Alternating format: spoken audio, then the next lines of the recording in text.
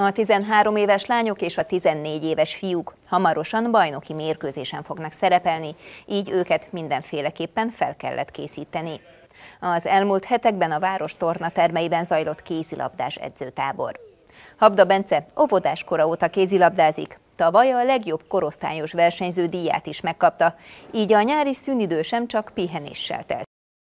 Mindenképpen sok edzéssel, meg erősítéssel, alapozással, ilyenekkel. Az edzőtábor sorozat felölelte az egész utánpótlás korosztályt.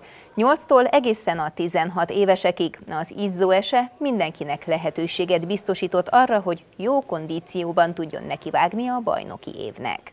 Minden csapattal részt veszünk a gyermek és a kisiskolás bajnokság küzdelmeiben, úgyhogy ezek a felkészülések mindenféleképpen indokoltak voltak arra, hogy jó eredményeket, jó mérkőzéseket tudjunk játszani. Marcinka Csaba hangsúlyozta, a gyermekeknek az utánpótlás korosztálynak nem mindig az eredménye fontos, játszanak és jól érezzék magukat.